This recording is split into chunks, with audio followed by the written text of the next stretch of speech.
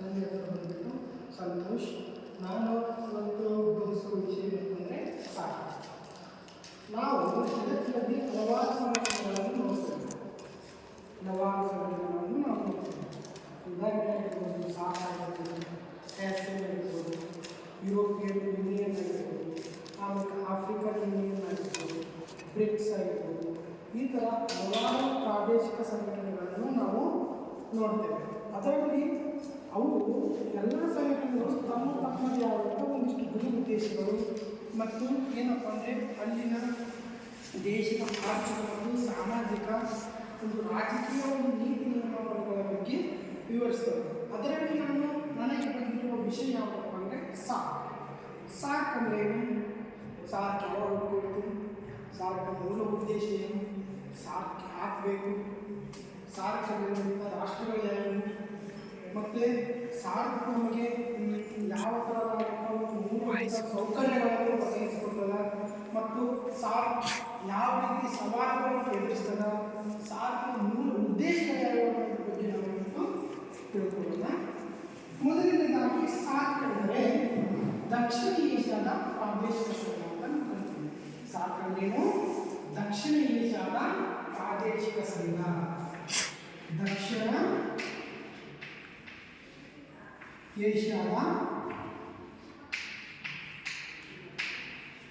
ಪ್ರಾದೇಶಿಕ ಸಂಘ.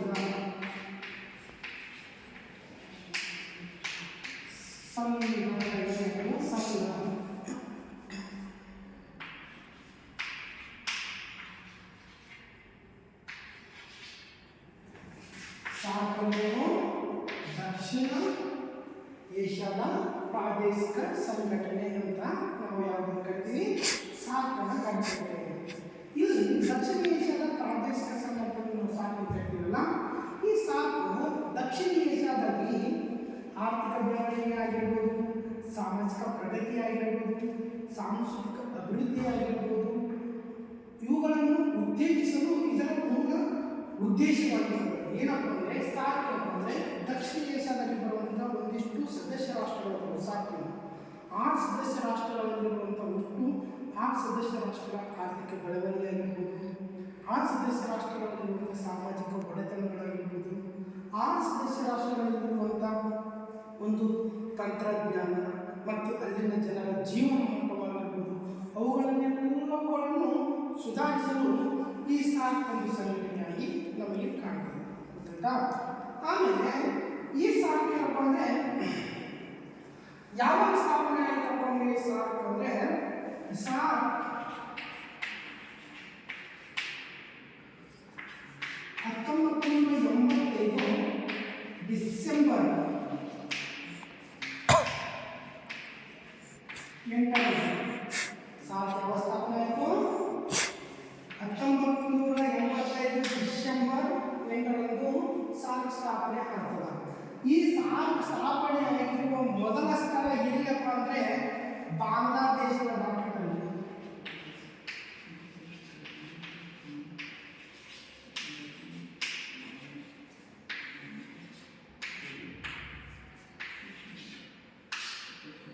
ಏನಪ್ಪ ಅಂದರೆ ಮೊದಲನೇ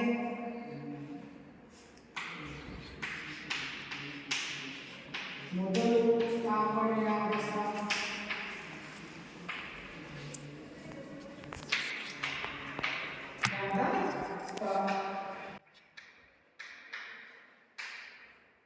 ನಾವೇನು ಮಾಡಿದ್ವಿ? ಸಾರ್ಕ್ ಸ್ಥಾಪನೆ ಆಯಿತು 1985 ಡಿಸೆಂಬರ್ 8 ಸ್ಥಾಪನೆ ಆಗ್ತದ. ಇದು ಮೊಟ್ಟ ಮೊದಲು ಎಲ್ಲಿ ಸ್ಥಾಪನೆ ಆಗ್ತದ ಅಂತಂದ್ರೆ ಬಾಂಗ್ಲಾದೇಶದ ಢಾಕಾ ಎಂಬಲ್ಲಿ ಇದು ಮೊಟ್ಟ ಮೊದಲು ಸ್ಥಾಪನೆ ಆಗ್ತದ. ಆಮೇಲೆ ಬರುವಂತ ಕಾಲಾನುಕ್ರಮವಾಗಿ ಈ ಸಾರ್ಕ್ ಎಂಬುದು ನೇಪಾಳದ ಕಠ್ಮಂಡು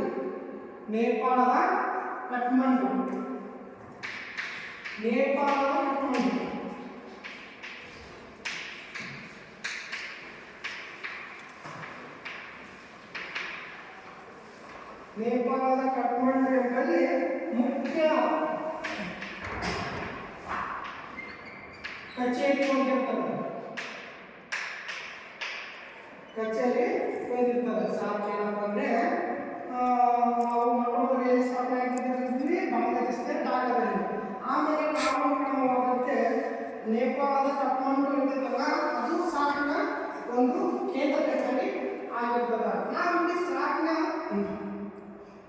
ಸದಸ್ಯ ರಾಷ್ಟ್ರಗಳು. ಅವು ಯಾವ್ಯಾವ ಸದಸ್ಯ ರಾಷ್ಟ್ರಗಳು ಅನ್ನೋದ್ರ ಬಗ್ಗೆ ನಾವು ಸ್ವಲ್ಪ ಡಿಸ್ಕಷನ್ ಮಾಡೋಣ. ಯಾವ್ಯಾವಪ್ಪ ಅಂದರೆ ಸದಸ್ಯ ರಾಷ್ಟ್ರ, ಇಲ್ಲಿ ಬರುವಂಥ ಸಹಕಾರ ಬರುವಂಥ ಸದಸ್ಯ ರಾಷ್ಟ್ರಗಳು ಮೂಲಕವಾಗಿ 8 ರಾಷ್ಟ್ರಗಳು ಬರ್ತವೆ. ಮೊದಲು 7 ಇದ್ದವು, ಆದರೆ 2007ರಲ್ಲಿ ಅಫ್ಘಾನಿಸ್ತಾನ ಎಂಬ ಒಂದು ದೇಶವನ್ನು ನಾವು ಸಾರ್ಕ್ನ ಸದಸ್ಯ ರಾಷ್ಟ್ರವಾಗಿ ಒಂದು ಕನ್ವರ್ಟ್ ಮಾಡ್ಕೊಳ್ತೀವಿ. ಯಾವ್ಯಾವ 8 ರಾಷ್ಟ್ರಗಳು ಯಾವ್ಯಾವ ಅಂದರೆ ಒಂದನೇದು ಭಾರತ, ಪಾಕಿಸ್ತಾನ, ಬಾಂಗ್ಲಾದೇಶ, ಶ್ರೀಲಂಕಾ, ನೇಪಾಳ ಆಮೇಲೆ ಭೂತಾನ್, ಮಾಲ್ಡೀವ್ಸ್ ಮತ್ತು ಮಯನ್ಮಾರ್, ಅಫ್ಘಾನಿಸ್ತಾನ ಅಂತ 8 ರಾಷ್ಟ್ರಗಳನ್ನು ನಾವು ಸಾರ್ಕ್ನ ಸದಸ್ಯ ರಾಷ್ಟ್ರಗಳಂತಂದು ನಾವು ಕರಿತೇವೆ. 8 ರಾಷ್ಟ್ರಗಳನ್ನು ಒಳಗೊಂಡಿದೆ ಸಾರ್ಕ್.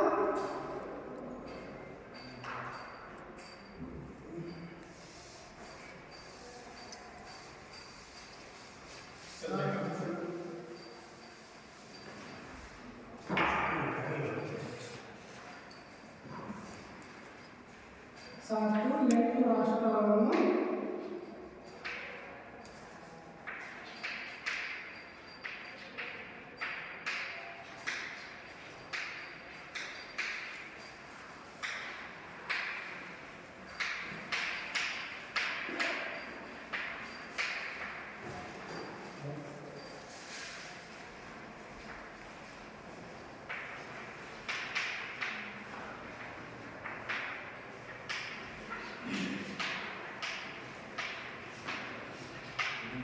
ಏನಪ್ಪ ಅಂದರೆ ಸಾರ್ಕ್ನಲ್ಲಿ ಬರುವಂಥ ರಾಷ್ಟ್ರಗಳು ಎಷ್ಟು ಅಂದರೆ 8 ಸದಸ್ಯ ರಾಷ್ಟ್ರಗಳು 8 ಬರ್ತವೆ. ಆ 8 ರಾಷ್ಟ್ರಗಳನ್ನು ಒಳಗೊಂಡಿರುವ ಒಂದು ಸಂಘಟನೆ ಆಗಿದೆ ಸಾರ್ಕ್. ಎಷ್ಟು ರಾಷ್ಟ್ರಗಳು ಬರ್ತವೆ? 8 ರಾಷ್ಟ್ರಗಳನ್ನು ಒಳಗೊಂಡಿರ್ತದೆ. ಹಾಗಾಗಿ ಇದ್ದರು 8 ರಾಷ್ಟ್ರಗಳನ್ನು ಒಳಗೊಂಡಿರ್ತದೆ. ಸಾರ್ಕ್ನ ಮುಖ್ಯ ಗುರಿಗಳೇನು?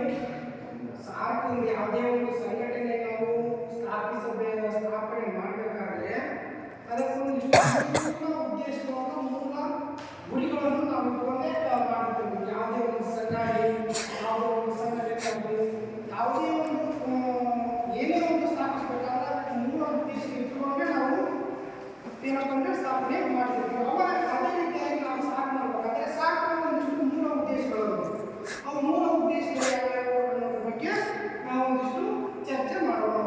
ಮೊದಲನೇ ಉದ್ದೇಶ ಏನಪ್ಪ ಅಂದರೆ ದಕ್ಷಿಣ ಏಷ್ಯಾದಲ್ಲಿ ಆರ್ಥಿಕ ಸಾಮಾಜಿಕ ಅಭಿವೃದ್ಧಿಯನ್ನು ಉತ್ತೇಜಿಸುವುದು. ಏನಪ್ಪ ಅಂದರೆ ಮೊದಲನೇ ಉದ್ದೇಶ ಏನಪ್ಪ ಅಂದರೆ ಸಾರ್ಕ್ ದಕ್ಷಿಣ ಏಷ್ಯಾದಲ್ಲಿ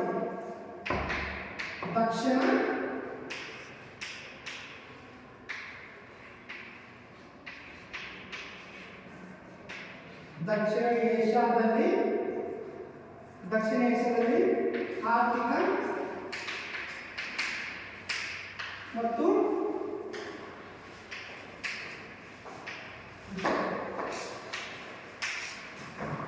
ಸಾಮಾಜಿಕ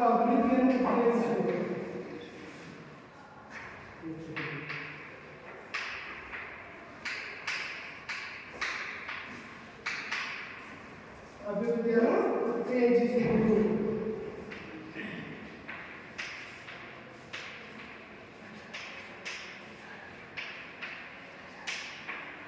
ಏನು ಮೊದಲನೇ ಗುರಿ ಏನಪ್ಪ ಅಂದರೆ ಸಾರ್ಕ್ನದ್ದು ದಕ್ಷಿಣ ಏಷ್ಯಾದಲ್ಲಿ ಆರ್ಥಿಕ ಸಾಮಾಜಿಕ ಅಭಿವೃದ್ಧಿಯನ್ನು ಉತ್ತೇಜಿಸುವುದು. ದಕ್ಷಿಣ ಏಷ್ಯಾದಲ್ಲಿ ಅಂದರೆ ಅವು ಸದಸ್ಯ ರಾಷ್ಟ್ರಗಳು ಎಷ್ಟು ಇರ್ತವೆ ಅವು 8 ರಾಷ್ಟ್ರಗಳಲ್ಲಿ ಮಾತ್ರ ಆರ್ಥಿಕ ಮತ್ತು ಸಾಮಾಜಿಕ ಅಭಿವೃದ್ಧಿ. ಆರ್ಥಿಕ ಅಭಿವೃದ್ಧಿ ಅಂದರೆ ಆರ್ಥಿಕ ಅಭಿವೃದ್ಧಿ ಯಾವ ಥರ ನಾವು ಇದು ಮಾಡಬೇಕಂದ್ರೆ ಒಂದು ರಾಷ್ಟ್ರದಲ್ಲಿ ಒಂದು ರಾಷ್ಟ್ರ ಯಾವುದೋ ಒಂದು ರಾಷ್ಟ್ರ ಬಡ ರಾಷ್ಟ್ರ ಇತ್ತಪ್ಪ ಅಂದ್ರೆ ಅದಕ್ಕೆ ಇನ್ನೂ ಸದಸ್ಯ ರಾಷ್ಟ್ರಗಳಿಗೆ ಯಾವ ಒಂದು ರಾಷ್ಟ್ರ ಬಡ ರಾಷ್ಟ್ರ, ಈ ಉದಾಹರಣೆ ನೋಡಬೇಕಾದ್ರೆ ಮಾಲ್ಡೀವ್ಸ್ ಬಡ ರಾಷ್ಟ್ರ 5 ಸದಸ್ಯರಿದೆ.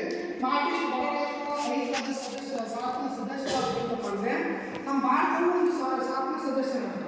ಅದಕ್ಕೆ ಆರ್ಥಿಕವಾಗಿ ಸಹಾಯ ಮಾಡೋದು, ಈ ಥರ ಸಹಾಯ ಮಾಡಿಕೊಂತ ಮತ್ತು ಸಾಮಾಜಿಕವಾಗಿ ಮತ್ತು ಅಲ್ಲಿರುವಂಥ ಜನರ ಸಾಂಪ್ರದಾಯಿಕ ಗುಣಮಟ್ಟ ಆಗಿರ್ಬೋದು, ಅಲ್ಲಿರುವಂಥ ಜನರ ಸಾಂಸ್ಕೃತಿಕ ಚಟುವಟಿಕೆಗಳಾಗಿರ್ಬೋದು, ರೂಢಿ ಸಂಪ್ರದಾಯಗಳಾಗಿರ್ಬೋದು ಅಂಥವುಗಳನ್ನು ಉತ್ತೇಜನ ಮಾಡೋದು ಈಗ ಮೊದಲನೇ ಗುರಿ ಯಾವುದು ಬೇಕಪ್ಪ ಅಂದರೆ ಸಾರ್ಕ್ ಹೊಂದಿರುತ್ತದೆ. ಹಾಗಾಗಿ ಇದನ್ನು ನಾವು ಮೊದಲನೇ ಪಾಯಿಂಟ್ಸ್ ಅಂತ ಕರಿತೀವಿ. ಮೊದಲನೇ ಪಾಯಿಂಟ್ಸನ್ನು ದಕ್ಷಿಣ ಏಷ್ಯಾದಲ್ಲಿ ಆರ್ಥಿಕ ಮತ್ತು ಸಾಮಾಜಿಕ ಅಭಿವೃದ್ಧಿಯನ್ನು ವೃದ್ಧಿಗೊಳಿಸುವುದು ಅಥವಾ ಉತ್ತೇಜಿಸುವುದು ಅಥವಾ ಅಭಿವೃದ್ಧಿ ಮಾಡುವುದು ಮೊದಲನೇ ಉದ್ದೇಶ ಯಾವ ರೀತಿ ಸಾಧಿಸಿದೆ ಅಂತ ನಾವು ಹೇಳ್ಬೋದು. ಎರಡನೇ ಉದ್ದೇಶ ಏನು? ಎರಡನೇ ಉದ್ದೇಶ ಪ್ರಾದೇಶಿಕ ವಿವಾದಗಳನ್ನು ಬಗೆಹರಿಸುವುದು. ಪ್ರಾದೇಶಿಕ ವಿವಾದ ಜಗಳ, ಪ್ರಾದೇಶಿಕ ವಿವಾದಗಳನ್ನು ಬಗೆಹರಿಸುವುದು. ಪ್ರಾದೇಶಿಕ ವಿವಾದ ಅಂದರೆ ಏನಿದೆ? ಪ್ರಾದೇಶಿಕ ವಿವಾದಗಳು ಯಾವ್ಯಾವು ಅನ್ನೋ ಬಗ್ಗೆ ನೋಡೋಣ. ಪ್ರಾದೇಶಿಕ ಪ್ರಾದೇಶಿಕ ವಿವಾದ,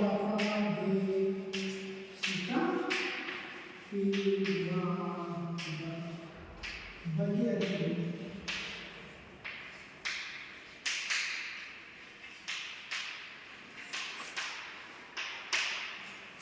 ಎರಡನೇ ವಿಷಯ ಏನಪ್ಪ ಅಂದರೆ ಪ್ರಾದೇಶಿಕ ವಿವಾದ.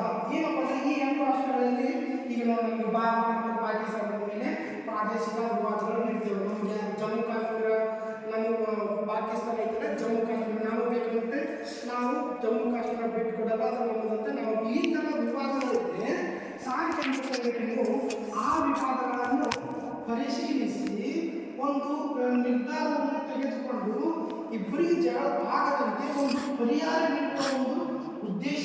ಅದು ಎರಡೇ ರಾಷ್ಟ್ರಗಳಲ್ಲ, ಈ 8 ರಾಷ್ಟ್ರಗಳಲ್ಲಿ ಬರೋದು. 8 ರಾಷ್ಟ್ರಗಳಲ್ಲಿ ಯಾವ್ಯಾವ ವಿವಾದಗಳು, ಪ್ರಾದೇಶಿಕ ವಿವಾದ ಯಾವ ಥರ ಮಾಡ್ತವೆ ಅವುಗಳನ್ನು ನಿಲ್ಲಿಸಿ ಅವುಗಳಿಗೆ ಸರಿಯಾಗಿ ಪರಿಶೀಲನೆ ಮಾಡಿ ಒಂದು ನಿರ್ದಿಷ್ಟವಾದಂಥ ತೀರ್ಪನ್ನು ಕೊಡುವ ಅಧಿಕಾರ ಯಾವುದಿದೆ ಸಾರ್ವಜನಿಕರಿಗೆ. ಅದಕ್ಕೆ ಇದನ್ನು ಎರಡನೇ ಮುಖ್ಯ ಉದ್ದೇಶ ಅಂತಂದು ನಾವು ಕರಿತೀವಿ. ಎರಡನೇ ಮುಖ್ಯ ಉದ್ದೇಶ ಪ್ರಾದೇಶಿಕ ವಿವಾದಗಳ ಬಗ್ಗೆ ಪರಿಸುವುದು. ವಿವಾದಗಳು ಹೇಗೆ ಯಾವ ಥರ ಮಾಡುವ ಬಗ್ಗೆ ದಕ್ಷಿಣ ಸಹಕಾರವನ್ನು ಉತ್ತೇಜಿಸುವುದು ಸಾರ್ಕ ಮುಖ್ಯ ಉದ್ದೇಶವಾಗಿದೆ. ಇದಲ್ಲದೆ ದಕ್ಷಿಣದಲ್ಲಿ ಏನಪ್ಪ ಅಂದರೆ ಯಾವ ರೀತಿ ಅಭಿವೃದ್ಧಿಯನ್ನು ಉತ್ತೇಜಿಸ್ತದೆ, ಯಾವ ರೀತಿ ಅಂದರೆ ದಕ್ಷಿಣ ಸಹಕಾರ ಮನೋಭಾವ, ಯಾವುದೇ ರೀತಿಯಾದ ಜಗಳ, ಯಾವ ರೀತಿಯಾದ ವಿವಾದಗಳಾಡದೆ ಶಾಂತಿಯುತವಾಗಿ ಸಹಕಾರದಿಂದ ಬಾಳಬೇಕೆಂದು ದಕ್ಷಿಣದಲ್ಲಿ ಒಗ್ಗಟ್ಟು ಉಂಟು ಮಾಡಲು ಇದು ಇದರ ಪ್ರಮುಖ ಉದ್ದೇಶ ಆಗಿರ್ತದೆ. ನೋಡೋದಾದ್ರೆ ಈ ಸಾರ್ಕ್ ದಕ್ಷಿಣ ಏಷ್ಯಾದ ಆರ್ಥಿಕ ಏಕೀಕರಣ ಅಭಿವೃದ್ಧಿಯನ್ನು ಉತ್ತೇಜಿಸಿದ್ದು, ದಕ್ಷಿಣ ಏಷ್ಯಾದಲ್ಲಿ ಬಡತನ ಕಡಿಮೆಯಾಗುವುದನ್ನು ಮತ್ತು ಜನರ ಜೀವನ ಮಟ್ಟವನ್ನು ಸುಧಾರಿಸುವುದು. ಮೂರನೇ ಉದ್ದೇಶ ಏನಪ್ಪ ಅಂದರೆ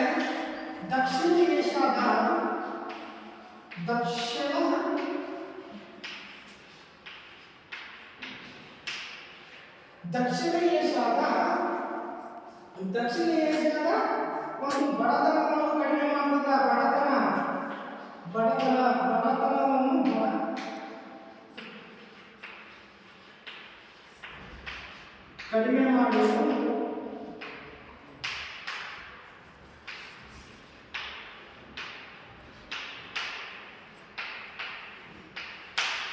ಕಡಿಮೆ ಮಾಡುವುದು ಹಾಗೆ ಜನರ ಜೀವನ ಮಟ್ಟ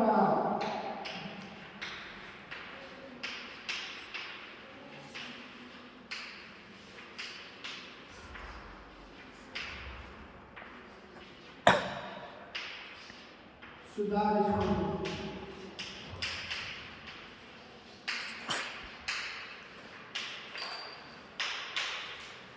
ಏನಪ್ಪ ಅಂದರೆ ಮೂರನೇ ಪಾಯಿಂಟ್ಸ್ ಏನಪ್ಪ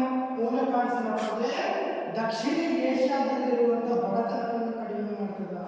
ಸಾಕು ಮೂರನೇ ಉದ್ದೇಶನು ದಕ್ಷಿಣ ಏಷ್ಯಾದಲ್ಲಿ ಅಂದರೆ ದಕ್ಷಿಣ ಏಷ್ಯಾದಲ್ಲಿ ಬರುವಂಥ ಸದಸ್ಯ ರಾಷ್ಟ್ರಗಳಲ್ಲಿ ಇರ್ತಾರಲ್ಲ, ಆ 8 ರಾಷ್ಟ್ರಗಳಲ್ಲಿ ಯಾವ ರಾಷ್ಟ್ರ ಬಡತನ ಇದೆ, ಯಾವ ರಾಷ್ಟ್ರ ಹಿಂದುಳಿದಿದೆ, ಯಾವ ರಾಷ್ಟ್ರ ಅಭಿವೃದ್ಧಿ ಹೊಂದುತ್ತಿದೆ ಅನ್ನೋದ್ರ ಬಗ್ಗೆ ಅದನ್ನು ಮನದಲ್ಲೂ ಅದು ಬಡತನ ಇದ್ದರೆ ಇನ್ನೊಂದು ರಾಷ್ಟ್ರದ ಸಹಕಾರ ಮಾಡೋದು. ಏನಂದರೆ ನಮ್ಮಲ್ಲಿ ಇರುವಂಥ ಸೋರ್ಸ್ಗಳನ್ನು ಅವರು ಕೊಡೋದು,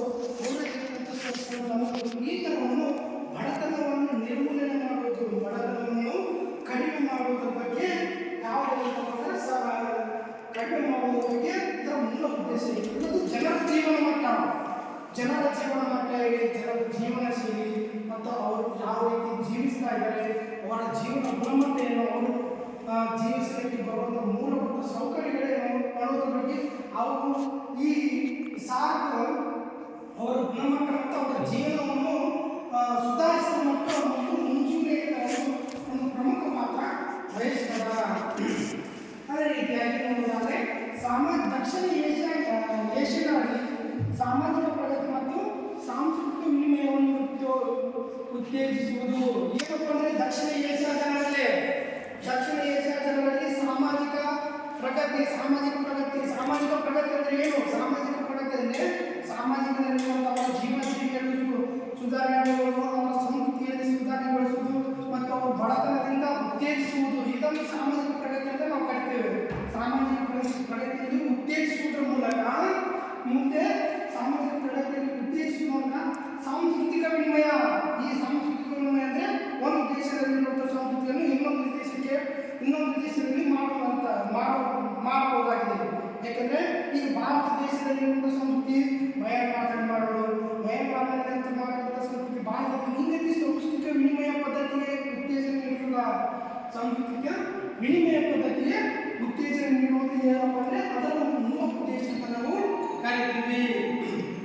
ಅದೇ ರೀತಿ ಮತ್ತೆ ಇನ್ನು ಯಾವ ಉದ್ದೇಶಗಳ ಬಗ್ಗೆ ನಾವಿಲ್ಲಿ ಒಂದಿಷ್ಟು ಆಳವಾಗಿ ಅಧ್ಯಯನ ಮಾಡೋಣ. ಆಮೇಲೆ ಸಾಮಾನ್ಯ ಹಿತಾಸಕ್ತಿ ವಿಷಯಗಳ ಮೇಲೆ ಸಹಕಾರ ಹೆಚ್ಚಿಸುವುದು ಸಾರ್ಕ್ನ ಮುಖ್ಯ ಉದ್ದೇಶವಾಗಿದೆ. ಏನಪ್ಪ ಅಂದ್ರೆ ಸಾರ್ಕ್ನ ಈ ಒಂದು ಯಾವ್ದಾದ್ರು ಒಂದು ಸಣ್ಣ ವಿಷಯ ಇತ್ತಂದ್ರೆ ಅದರ ಮೇಲೆ ಗಮನ ಹರಿಸಬಹುದು. ತುಂಬಾ ರೀತಿಯ ಗಮನ ಹರಿಸಬಹುದು. ಒಂದು ಯಾವುದೇ ಒಂದು ದೇಶದ ಮೇಲೆ ಮೂಲಭೂತ ಸೌಕರ್ಯಗಳು ಸಿಗಬೇಕಾದ್ರೆ ಅದರ ಬಗ್ಗೆ ಚರ್ಚೆ ಮಾಡೋದು. ಒಂದು ಸಣ್ಣ ವಿಷಯವಿದ್ದರೂ ಮತ್ತು ಸಣ್ಣ ವಿಷಯವಿದ್ದರೂ ಅದರ ಮೇಲೆ ಸಂಪೂರ್ಣ ವಿಷಯಗಳೊಂದಿಗೆ ಅಧ್ಯಯನ ಮಾಡುವ ಒಂದು ಗುರಿ ಯಾವುದು ಹೊಂದಿರ್ತದೆ ಅಂದರೆ ಇದು ನಮ್ಮ ಸಾರ್ಕನ್ನು ಹೊಂದಿರ್ತದೆ. ಹಾಗಾಗಿ ಇದನ್ನು ದಕ್ಷಿಣ ಏಷ್ಯಾದ ಅಭಿವೃದ್ಧಿಯ ಒಂದು ಸಂಘಟನೆ ಎಂದು ನಾವು ಸಾರ್ಕ್ನ ಕರಿತೀವಿ. ಅದೇ ರೀತಿ ಮುಂದೆ ನೋಡೋದಾದ್ರೆ ಸಾರ್ಕ್ನ ಸದಸ್ಯ ರಾಷ್ಟ್ರಗಳು ನೋಡಿದ್ವಲ್ಲ. ಸಾರ್ಕ್ನ ಸದಸ್ಯ ರಾಷ್ಟ್ರಗಳು ಎಷ್ಟಿದ್ದಾವೆ? 8 ಇದ್ದಾವೆ. 8 ರಾಷ್ಟ್ರಗಳನ್ನು ಹೊಂದಿರುವಂತಹ ಒಂದು ಸಂಘಟನೆ ಅಂತ ಕರಿತೀವಿ. ಇದು ಸಾರ್ಕ್ 85ರಲ್ಲಿ ಸ್ಥಾಪನೆ ಆಗದ. ಅದೇನು 85ರಲ್ಲಿ ಸ್ಥಾಪನೆ ಅಂತ ಇದರ ಪ್ರಧಾನ ಕಚೇರಿ ನೇಪಾಳದ ಕಠ್ಮಂಡುವಿನಲ್ಲಿ ಅಂತ ನಾವು ಅವಾಗಲೇ ಹಿನ್ನೆಲೆಯಲ್ಲಿ ತಿಳ್ಕೊಂಡಿದ್ದೀವಿ. ಅದೇ ರೀತಿಯಾಗಿ ಸಾರ್ಕ್ನ ರಚನೆ ನೋಡೋಣ. ಸಾರ್ಕ್ನ ರಚನೆ ಮತ್ತು ಅದರ ಪ್ರಕ್ರಿಯೆ ಏನು, ಯಾವ ರೀತಿ ಇರ್ತದೆ ಅದರ ಬಗ್ಗೆ ನೋಡೋಣ. ಸಾರ್ಕ್ ರಚನೆ ಮತ್ತು ಅದರ ಪ್ರಗತಿ ಯಾವ ಥರ ಪ್ರಕ್ರಿಯೆ ಯಾವ ಥರ ಇರ್ತದೆ ಅದರ ಬಗ್ಗೆ ನೀವು ಸ್ವಲ್ಪ ಡಿಸ್ಕಸ್ ಮಾಡೋಣ. ಸಾರ್ಕ್ನ ಪ್ರಗತಿ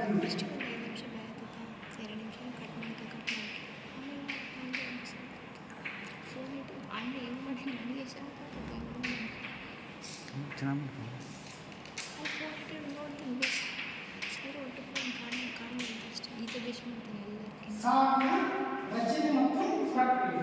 ಸಾರ್ಕ್ನ ರಚನೆ ಮತ್ತು ಪ್ರಕ್ರಿಯೆ ಯಾವ ರೀತಿ ಇದೆ ಅನ್ನೋದ್ರ ಬಗ್ಗೆ ನಾವು ನೋಡೋಣ. ಸಾರ್ಕ್ ರಚನೆ ಮತ್ತು ಪ್ರಕ್ರಿಯೆ ದಕ್ಷಿಣ ಏಷ್ಯಾದ ಪ್ರಾದೇಶಿಕ ಸಂಘಟನೆಯಾದ ಒಂದು ಪ್ರಾದೇಶಿಕ ಅಂತಾರಾಷ್ಟ್ರೀಯ ಸಂಸ್ಥೆಯಾಗಿದ್ದು ಇದು ತನ್ನ ಸದಸ್ಯರಲ್ಲಿ ಆರ್ಥಿಕ ಮತ್ತು ಸಾಮಾಜಿಕ ಸಹಕಾರವನ್ನು ಉತ್ತೇಜಿಸುವ ಮೂಲಕ ಇದರ ರಚನೆಯು ಸಾರ್ವಭೌಮತೆ, ಪ್ರಾದೇಶಿಕ ಸಮಗ್ರತೆ, ಸದಸ್ಯ ರಾಷ್ಟ್ರಗಳ ಆಂತರಿಕ ವಿವಾದ ಹಸ್ತಕ್ಷೇಪಗಳನ್ನು ಮಾಡುವುದರ ಜೊತೆಗೆ ಅದರ ತತ್ವಗಳನ್ನು ಆಧರಿಸಿದೆ.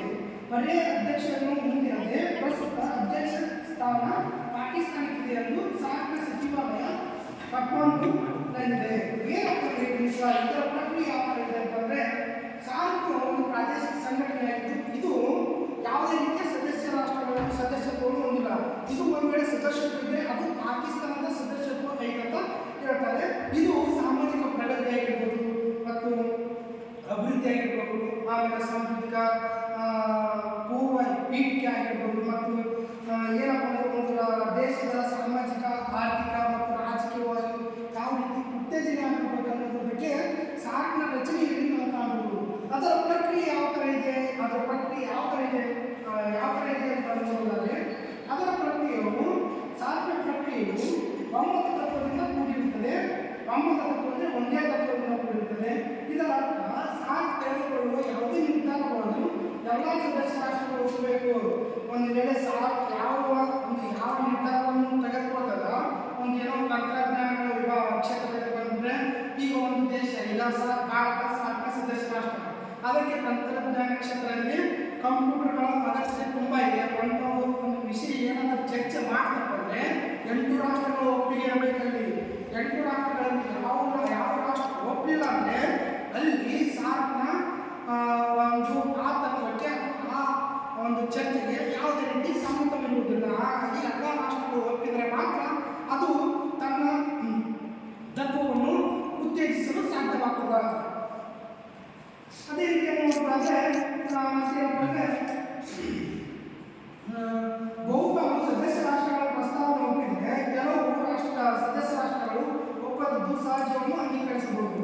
ಹಾಗಾಗಿ ಒಮ್ಮತಕ್ಕೆ ಸಾಧ್ಯವಾಗದೆ ಪ್ರಸ್ತಾವನೆ ವಿಫಲತೆಗೆ ಎಂದು ಪರಿಗಣಿಸಲಾಗುತ್ತದೆ. ಏನಪ್ಪ, ಒಂದಿಷ್ಟು ರಾಷ್ಟ್ರಗಳು ಪ್ರಸ್ತಾವನೆಯನ್ನು ಒಪ್ಪಿಕೊಳ್ತವೆ, ಒಂದಿಷ್ಟು ರಾಷ್ಟ್ರಗಳು ಪ್ರಸ್ತಾವನೆ ಒಪ್ಪಲಿಲ್ಲ ಅಂದರೆ ಅವುಗಳನ್ನು ಅಂಗೀಕರಿಸಲು ಇದು ಸಾಕಷ್ಟು ರಚನೆ ಮತ್ತು ಪ್ರಕ್ರಿಯೆ ಆಗಿರ್ತದೆ. ಇದೊಂದು ಪ್ರಕ್ರಿಯೆ. ಏನಪ್ಪ ಅಂದರೆ ಒಂದಿಷ್ಟು ರಾಷ್ಟ್ರಗಳಿಗೆ ಪ್ರಸ್ತಾವನೆ ಇದೆ, ಸಾಕಲ್ಲಿ ಸೇರಿರುವಂಥ ಸದಸ್ಯ ರಾಷ್ಟ್ರಗಳಿಗೆ ಒಂದಿಷ್ಟು ಸದಸ್ಯ ರಾಷ್ಟ್ರಗಳಿಗೆ ಪ್ರಸ್ತಾವನೆ ಇದ್ದರೆ ಇನ್ನೊಂದಿಷ್ಟು ಸದಸ್ಯ ರಾಷ್ಟ್ರಗಳಿಗೆ ಏನಪ್ಪ ಅಂದರೆ ಪ್ರಸ್ತಾವನೆ ಇದ್ದು ಅವುಗಳನ್ನು ಅಂಗೀಕರಿಸುವುದು ಇದರ ಒಂದು ಪ್ರಕ್ರಿಯೆ ಆಗಿದೆ ಅಂತಂದು ನಾವಿಲ್ಲಿ ಹೇಳ್ಬೋದು. ಅದೇ ರೀತಿ ಸಾರ್ಕ್ನ ಸಹಕಾರದ ಕ್ಷೇತ್ರಗಳು ಯಾವುವು, ಸಾರ್ಕ್ ಯಾವ್ಯಾವ ಕ್ಷೇತ್ರಗಳ ಮೇಲೆ ಸಹಕಾರ ನೀಡಿದೆ, ಅವು ಯಾವ್ಯಾವ ಕ್ಷೇತ್ರಗಳು ಅನ್ನೋದ್ರ ಬಗ್ಗೆ ಒಂದೊಂದು ಕ್ಷೇತ್ರಗಳ ಬಗ್ಗೆ ನಾವಿಲ್ಲಿ ಚರ್ಚೆ ಮಾಡ್ತಾ ಹೋಗೋಣ. ಸಾರ್ಕ್ನ ಸಹಕಾರದ ಕ್ಷೇತ್ರಗಳು ಯಾವ್ಯಾವ? ಸಾರ್ಕ್ನ ಸಹಕಾರದ ಕ್ಷೇತ್ರಗಳು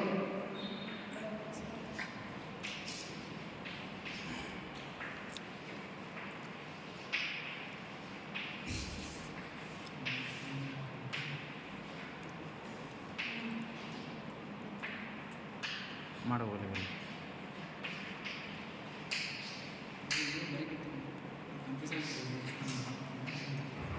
ಸಾರ್ಕ್ ಏನಪ್ಪಂದ್ರೆ ಹಲವಾರು ಕ್ಷೇತ್ರಗಳ ಸಹಕಾರವನ್ನು ಹೊಂದಿರುವಂಥ ಒಂದು ಸಂಘಟನೆಯಾಗಿದೆ.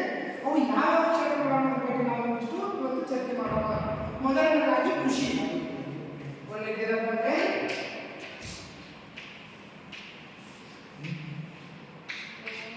ಕೃಷಿ.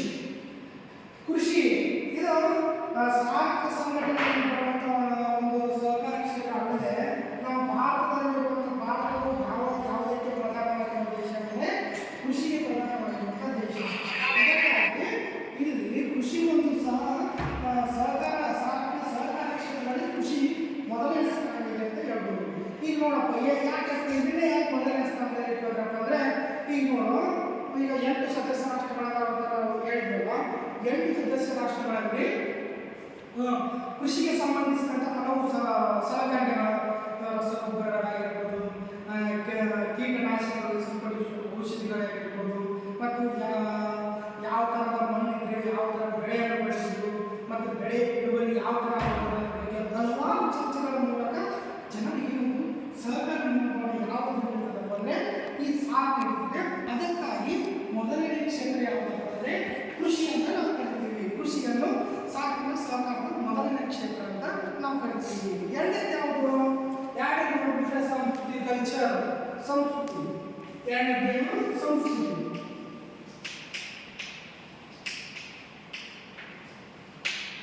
ಸಂಸ್ಕೃತಿ ಅಂದರೆ ಸಂಸ್ಕೃತಿ ಅಂದರೆ ಒಂದು ನಿರ್ದಿಷ್ಟ ಜನರು, ಒಂದು ನಿರ್ದಿಷ್ಟ ಪ್ರದೇಶದಲ್ಲಿ ವಾಸಿಸುವಂಥ ಜನರು ತಮ್ಮದೇ ಆದ ಅನಂತ ಕಾಲದಲ್ಲಿ ರೂಢಿಯಿಂದ ಬಂದಂಥ ಒಂದು ಸಂಪ್ರದಾಯಗಳನ್ನು ನಾವು ಏನಂತ ಕರಿತೀವಿ?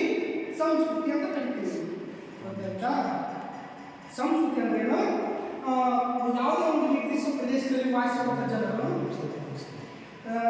ಏನಪ್ಪ ಅಂದರೆ ಸಂಸ್ಕೃತಿ ಅಂದರೆ ಅಂದಿನ ಕಾಲದಲ್ಲಿ ಅವರು ನಡೆಸಿಕೊಂಡು ಬಂದ ರೂಢಿ ಸಂಪ್ರದಾಯಗಳನ್ನು ನಾವು ಏನು ಕರಿತೀವಿ? ಸಂಸ್ಕೃತಿ ಅಂತ ಕರಿತೀವಿ. ಸಂಸ್ಕೃತಿಯು ಸಹಕಾರ ಕ್ಷೇತ್ರಗಳಲ್ಲಿ ಸಾರ್ಕ್ನ ಸಹಕಾರ ಕ್ಷೇತ್ರಗಳಲ್ಲಿ ಸಂಸ್ಕೃತಿ ಸಹ ಎರಡನೇ ಸಹಕಾರ ಕ್ಷೇತ್ರವಾಗಿದೆ. ಆದರೆ ಇಷ್ಟು ಉಳಿದಿದ್ದು ಜಾಸ್ತಿ ಯಾವ್ಯಾವ ಅಂದರೆ ಸಂಸ್ಕೃತಿ ಆಗಿರ್ಬೋದು, ಮತ್ತು ತಂತ್ರಜ್ಞಾನ ಮತ್ತು ವಿಜ್ಞಾನ ಆಗಿರ್ಬೋದು, ಆಮೇಲೆ ತಂತ್ರಜ್ಞಾನ ಮತ್ತು ವಿಜ್ಞಾನ ಆಗಿರ್ಬೋದು, ಮತ್ತು ಉಳಿದಿದ್ದು ಯಾವ ಕೃಷಿ ಆಗಿರ್ಬೋದು. ಈ ರೀತಿ ಹಲವಾರು ಕ್ಷೇತ್ರಗಳನ್ನು ನೋಡ್ತೇವೆ. ಇವತ್ತಿನ ತರಗತಿಯಲ್ಲಿ ನಾವು ಸಾರ್ಕ್ ರಚನೆ, ಸಾರ್ಕ್ ಯಾವಾಗ ಮತ್ತು ಸಾರ್ಕ್ ಮುಖ್ಯ ಗುರಿ ಉದ್ದೇಶಗಳ್ಯಾವು ಮತ್ತು ಸಾರ್ಕ್ನ ರಚನೆ ಪ್ರಕ್ರಿಯೆ, ಸಾರ್ಕ್ ಯಾವ್ಯಾವ ಕ್ಷೇತ್ರಗಳಲ್ಲಿ ನಾವು ಸಹಕಾರ ನೀಡಿ ಅನ್ನೋದ್ರ ಬಗ್ಗೆ ನಾವಿವತ್ತು ಚರ್ಚೆಯನ್ನು ಮಾಡಿದ್ವಿ. ಧನ್ಯವಾದಗಳು.